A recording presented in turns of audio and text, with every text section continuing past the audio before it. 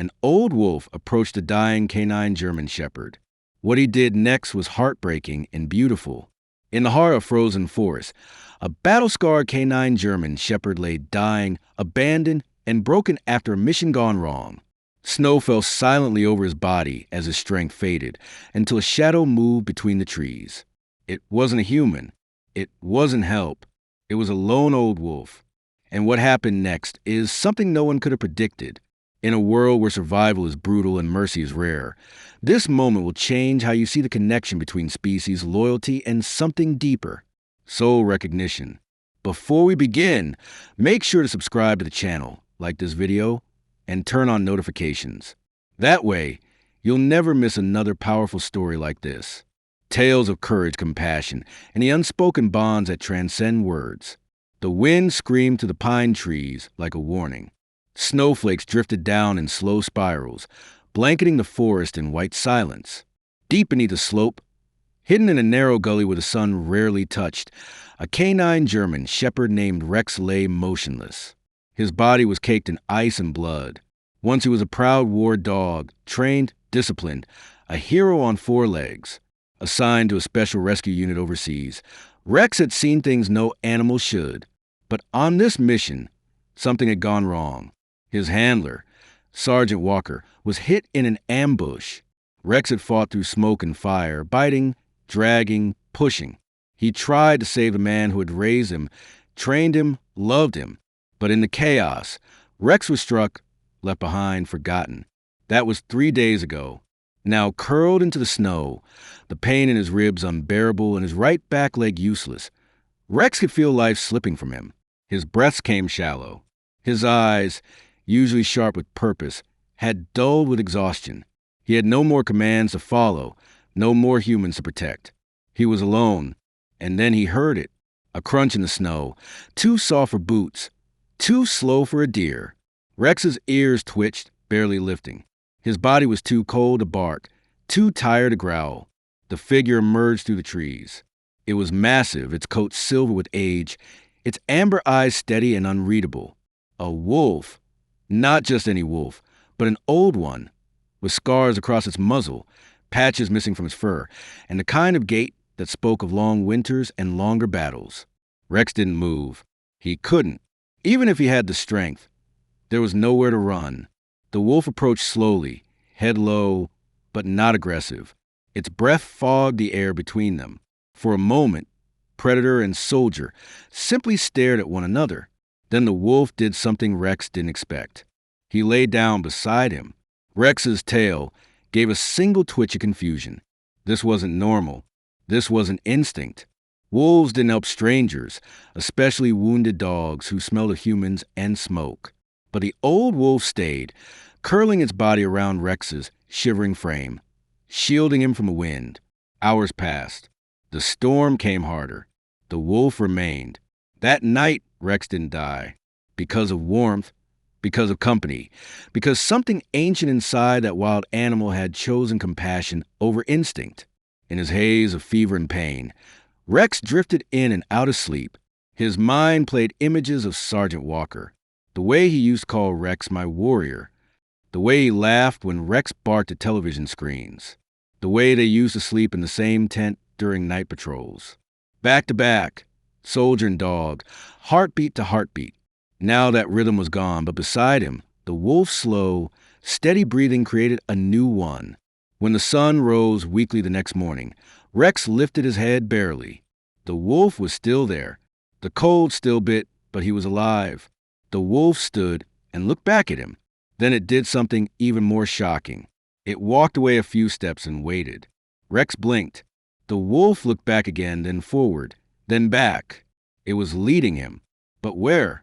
Rex didn't know. He didn't even know if he could move. But deep in his chest, something stubborn flickered.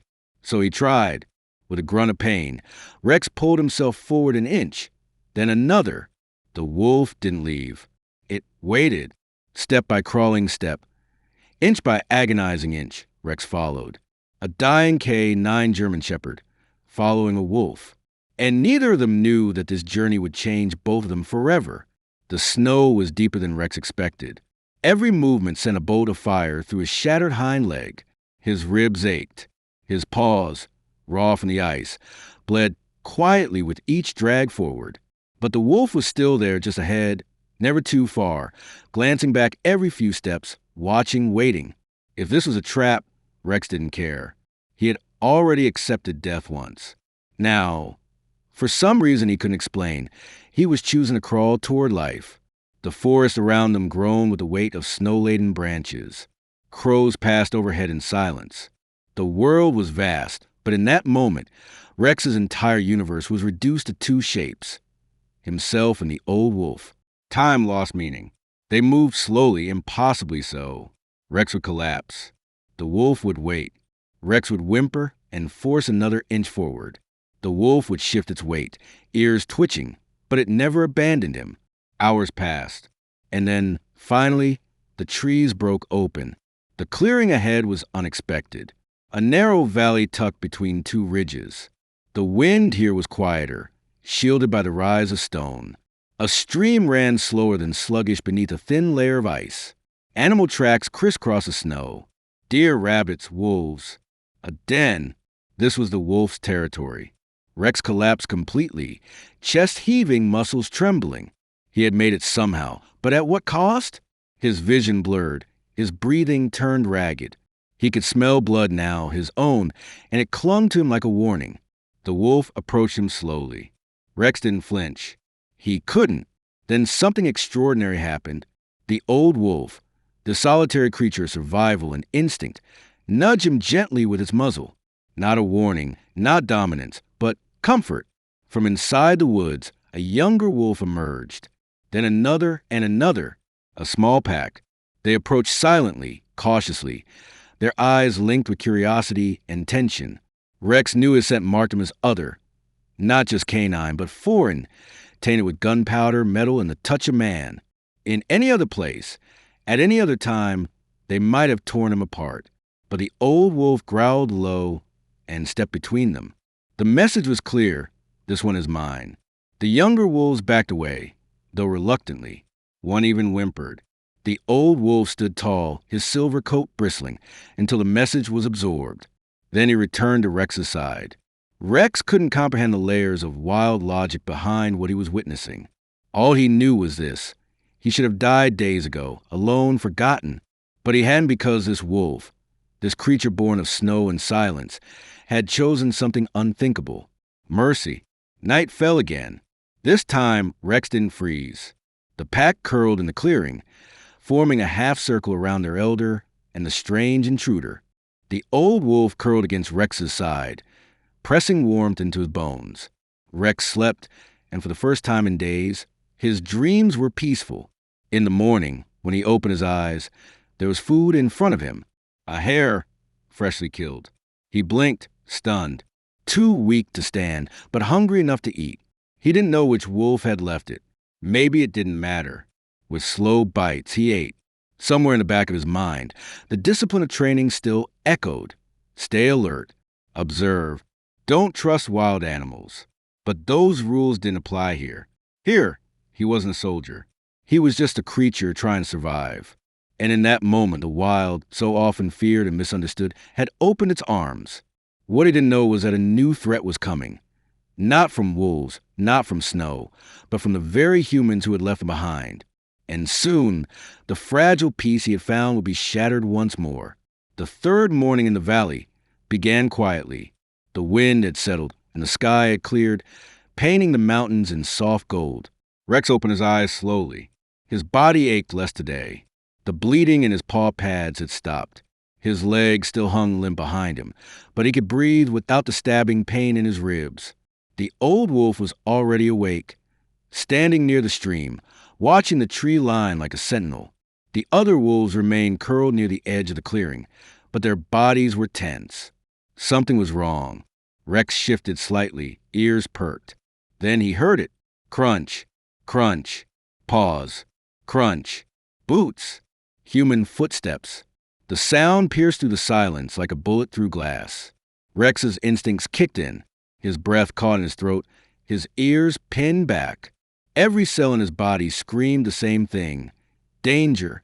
He turned his head toward the sound, and just beyond the edge of the clearing, through the narrow gaps in the pine trees, movement flickered. Two men, military gear, rifles slung across their shoulders. They weren't here to rescue anyone. They were tracking. Rex knew that posture, that pace, that cold precision. And worse, he recognized the patches on their shoulders. Private contractors, the same ones who had abandoned him. A flash hit him. Sergeant Walker lying in the mud, blood soaking his vest, the gunfire, the shouted orders to retreat, and the way the chopper had lifted off without them. Rex had stayed behind, fought until he collapsed, and they had left him to die. Now they were back, looking for something or someone. Maybe a cleanup, maybe to finish what they'd left undone. The old wolf growled low, his fur rising along his spine. The rest of the pack stirred, sensing the tension, but they didn't understand what humans were capable of. Not like Rex did. He had seen villages reduced to rubble. He had heard the silence after drones. He had learned that not all humans were worth trusting, and these were not the good kind. Rex struggled to stand, teeth clenched against pain. His body trembled, but he pushed through. He couldn't let the wolves get close to them. He couldn't let them be targets. But how do you warn wild creatures? How do you protect a family you don't share a language with? The answer came without thinking. Rex barked, a sharp, commanding bark. Just once, every head turned. The wolves froze. The contractors did too. Then they saw him. "Holy hell," one of them muttered. "Is that the K9? "Yeah," the other said. "He's still alive. Order same as before. No witnesses." Rex barked again, louder. The wolves scattered into the woods, vanishing like smoke. But the old wolf stayed. He didn't move, didn't flee. He stood by Rex's side, staring down the two men as if he understood exactly what they were. Threats. Rex placed himself in front of the old wolf, his body low, protective. Every breath hurt, but adrenaline had numbed the fear.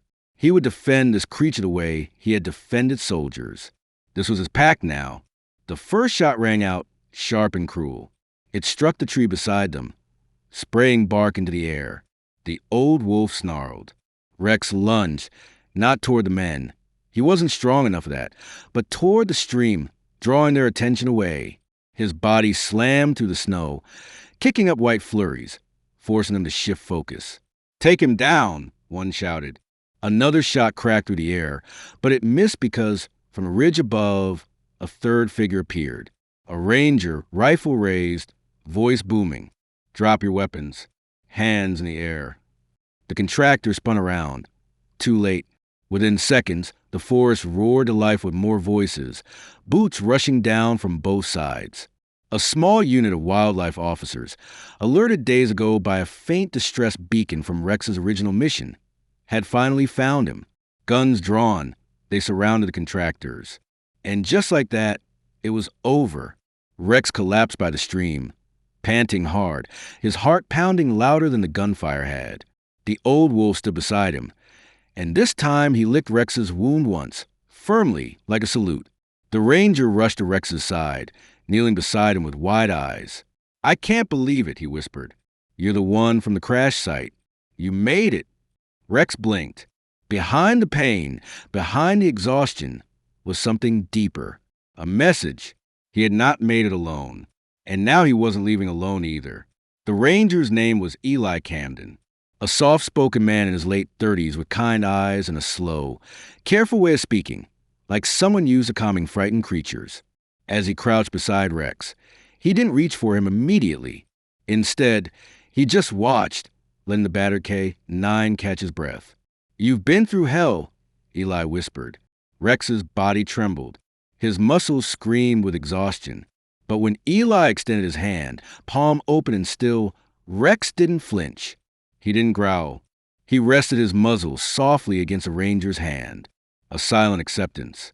Behind them, the wildlife unit secured the two armed contractors. No one asked why they were tracking a military dog. Not yet. That would come later. For now, everyone was focused on a miracle in the snow. "Get the stretcher," Eli called over his shoulder. But as the team approached, something else caught his attention.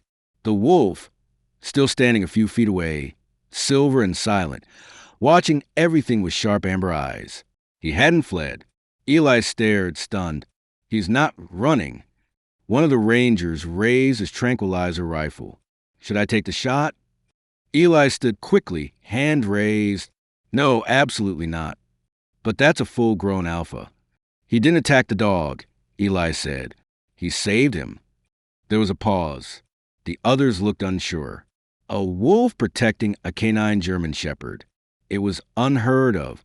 But Eli saw something different, something raw and ancient in the way the wolf stood guard over Rex. He's not a threat, Eli said. He's part of the story. The wolf watched Eli for another long second, then turned and disappeared into the trees without a sound. Gone but not forgotten. Rex's gaze followed him until he was out of sight. He didn't whimper. He didn't bark. He just knew.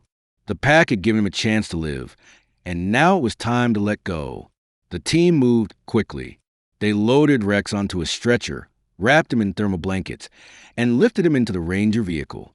Eli climbed in beside him, placing a gentle hand on his side. "You're going to be okay now, partner," he said softly. Rex closed his eyes. For the first time in days, he knew he was safe. The wildlife facility was small but efficient, deep in the mountains of Wyoming. It had rescued cougars, bears, and injured wolves before, but never a military canine. The vets worked through the night. Broken leg, cracked ribs, frostbite on 2 paws. Malnourished, dehydrated, and embedded shrapnel near the hip from the original ambush. "Whoever this dog is," the head vet said, "he's a survivor." Eli stayed by his side for hours. He didn't go home, didn't sleep. He read through the ID chip, contacted the military, and filled out report after report. But every few minutes, he returned to Rex's side to speak to him about the forest, about his own old dog, Scout, who had passed away a year earlier, about how sometimes the wild saved us in ways civilization never could. Rex began to heal slowly, but something in him had changed. Not just physically, but spiritually. He didn't act like a soldier anymore. He didn't bark or respond to commands the way other canines did. He responded to presence, to stillness, to warmth. He would fall asleep only if Eli was nearby. He would eat only if someone spoke softly while he did. He was learning how to trust again. 1 week into his recovery, a nurse asked Eli a question no one had dared speak aloud. What happens when he's fully healed? Eli paused. The military would probably want him back. He was still technically government property. But Eli looked at Rex, now sleeping peacefully on a large orthopedic mat, the scar on his hip barely visible under his thickening fur, and said, "I don't think he's going back. He's too damaged." "No," Eli whispered. "He's too important." Rex had been changed by the wild. He had been saved by something no training manual could explain. And Eli knew deep in his gut that this dog didn't belong behind fences or on front lines anymore. He belonged with someone who understood silence, with someone who knew that sometimes being broken doesn't mean you're finished. It means you're just beginning a new story. And Eli was ready to be part of it. But the next morning, something unexpected arrived at the facility. A letter from the military, and with it, a decision that would threaten to take Rex away again. The envelope sat unopened on the desk beside Rex's crate. Eli stared at it, hands clenched in his pockets, stomach tight. The official U.S. Army seal was stamped across the top. The return address read, Department of Military K, 9 Operations, Colorado Springs. He already knew what it meant. They had found out Rex was alive. The vet techs were buzzing outside his office. Everyone had grown attached to the battered K9, who now limped slowly from mat to water bowl, following Eli like a shadow. Over the past week, Rex had started showing moments of playfulness. A small tail wag here, a quiet whine when Eli left the room. He had even begun sleeping with his head resting gently on Eli's boot. They'd become more than caretaker and patient. They'd become a pack. Eli finally opened the envelope. Inside was a letter, brief, sterile, and devastating. Sergeant K98149 Rex is hereby recalled to active recovery by the Department of Defense. Arrangements will be made for immediate transfer to our rehabilitation center. Please prepare the animal for transport within 48 hours. Failure to comply will result in legal action under federal asset retention policy. That was it. No mention of the ambush. No apology for leaving Rex behind. No acknowledgement of the role Eli and his team had played in saving his life. Just orders. Cold black ink on white paper. Eli looked over at Rex, who was now curled up, lightly dozing, his bandaged legs stretched out. There was a gentle rise and fall in his breathing. He looked peaceful, trusting, and Eli was about to lose him. "Damn it," Eli muttered, slamming the letter down. He knew he didn't own Rex. No one did. But the thought of putting him back on a plane, shoving him into a cage, sending him back into the very system that had abandoned him, it made Eli sick. That night, long after the staff had gone home, Eli sat in the corner of the recovery room and whispered to Rex, "I don't know what to do, buddy." Rex lifted his head, his eyes glassy but attentive. "I want to fight for you, but they'll win. They always do.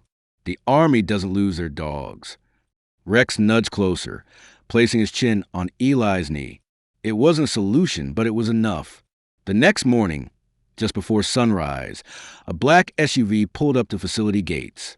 Two men in military fatigue stepped out, accompanied by a man in plain clothes, a private contractor from the same firm that had left Rex to die. Eli met them at the entrance, arms crossed. "Where's the dog?" one of the men asked. "Sleeping. We'll need him crated and ready in 20 minutes. Eli didn't move. "You're not taking him." The contractor stepped forward. "Mr. Camden, this dog is government property. You've been informed. We appreciate your work, but the matter is closed." "No," Eli said, his voice low. "It's not." The air turned cold, tense. One of the soldiers adjusted his sidearm. "Are you resisting a federal directive?" "I'm protecting a life." The door to recovery wing creaked open behind them. Rex stepped out slowly, not limping, not wagging, just standing, his eyes locked on the contractor. The man took an uneasy step back. "That's right," Eli muttered. "He remembers you." The tension broke when the head vet came rushing out with her phone in hand. "Sir, Eli, you need to see this." Eli turned. It was a video, security footage from the forest captured on a wildlife cam. It showed the moment the two contractors had aimed their rifles at Rex. It showed the wolf at his side, and then the rescue team arriving just in time. "It's already viral," she whispered. 3 million views. People are furious. They're calling him the Miracle K, 9 saved by a wolf. They're demanding he stay. The contractor cursed under his breath. Eli looked at Rex again, then back at the men. "You still want to take him?" The men hesitated. Finally, one pulled out a phone, stepped away, and made a quiet call. Minutes passed. Then, reluctantly, he returned. "You've got temporary custody," he muttered. "For now. Higher-ups don't want the PR storm." They left. Rex never looked away until the SUV disappeared over the hill. Eli knelt down beside him. "You did it, buddy," he whispered. "You're home." But neither of them knew the hardest part of their journey hadn't happened yet, because soon Rex's past would return, and it would bring someone he never expected to see again. 2 weeks passed. The story of Rex, the military K-9 rescued by a wild wolf and a mountain ranger, had swept across the country. News outlets ran headlines like "War Dog Abandoned, Saved by the Wild," and "The Bond That Changed a Nation." Videos of Rex walking again, limping but determined, flooded social media. People sent donations. Children mailed hand-drawn letters. Veterans left flowers outside the Wildlife Center. But through it all, Rex stayed quiet. He remained close to Eli, following him from room to room like a silent protector. He never barked. He never whimpered. But his eyes never stopped scanning the horizon, as if searching for something that hadn't arrived. Until one morning, it did. Eli was refilling Rex's water bowl when he heard the knock at the front entrance. Not the usual tap of a delivery or a reporter. This one was heavier, slower, intentional. He opened the door and froze. A man stood there in a black hoodie, jeans, and an orthopedic brace on his left leg. His face was gaunt, haunted. A scar ran from his jaw to the edge of his temple. His voice cracked when he spoke. "I heard he was alive." Eli didn't need to ask who he was. Sergeant Walker, he said carefully, "You should come in." The man stepped inside, limping slightly. He looked around the facility, blinking against the bright lights and antiseptic smell. His hands trembled just slightly. "Where is he?" he asked. Eli led him through the hallway toward the back room where Rex was resting, and then he stopped at the doorway. Rex was lying on a thick blanket near the window, his back to them. The morning sun warmed his fur. He didn't move. Walker took a breath and stepped forward. "Rex," he said. "Nothing." He tried again, louder. "Rex, it's me." The dog turned slowly and locked eyes with a man who had raised him, trained him, fought beside him. The man who had, intentionally or not, left him behind. The room fell into silence. Even Eli didn't move. Walker dropped to his knees. "I thought you were dead," he whispered. "They told me there was no way you made it out. I begged them to go back. They wouldn't. I never stopped looking, but I didn't know how to fix it." Rex stood. He limped forward slowly, stopping just a few inches away. His ears were up, his breathing slow and heavy, and then gently he placed his paw, still healing, on Walker's knee. Walker let out a sob and buried his face in the dog's neck. "I'm sorry, buddy. I'm so sorry." Eli stepped back, giving them space. For several minutes, man and dog just stayed there, silent, motionless, reunited by grief and love and guilt. Later, sitting together in the outdoor enclosure, Walker explained everything. "They pulled me out just before the blast. I blacked out, woke up in a field hospital. They said the K-9 unit was confirmed dead. I couldn't walk for months. I sent emails, wrote letters. But once the Army declares a dog Kia, they don't listen." Eli nodded. He survived in the wild for 3 days. A wolf saved him, brought him to safety. We've been helping him recover since. Walker looked down at Rex, who now sat beside his chair. "I spent my whole life training him to be a weapon, and the second I wasn't there, he found something better." Eli smiled faintly. He found something wilder. Not better, not worse, just different. Walker looked up, his voice shaking. "Can I take him home?" Eli didn't answer right away. He looked at Rex. So did Walker. The dog turned between them. Two men who had shaped him in different ways. One had made him a soldier, the other a survivor. And Rex walked forward, not to his past, not to his future. But he gently sat between them, his body touching both. It was a choice. He wasn't property anymore. He wasn't a tool or a trophy. He was a soul, one who had earned his place. Walker's eyes filled with tears again. "We share him." Eli nodded. "We follow his lead." And for the first time in years, Rex lay down with his head resting across both their boots, a bridge between two worlds, a reminder that sometimes forgiveness doesn't come in words. It comes in presence. But just when things finally seemed whole again, the old wolf returned. He appeared at dawn. The old wolf, silver-coated and scarred, stepped silently into the clearing just outside the facility's fence. Rex saw him first. He rose slowly from his mat, limped to the window, and stared through the glass. Eli followed, watching with quiet awe. The wolf didn't move closer. He didn't need to.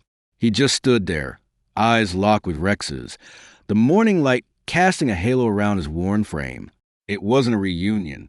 It was a farewell. Rex lifted his head. No bark, no whine, just understanding. He pressed his nose against the glass. And after a long, still moment, the wolf turned, walked back into the trees, and disappeared. That was the last time they saw him. But Rex didn't mourn. He lay down at Eli's feet, calm and complete. He had found his way out of war, found a family, and been seen, truly seen, not just by a man, but by the wild. If this story touched your heart, subscribe to the channel and leave a like. Share it with someone who believes in second chances and in the silent, powerful ways love finds us.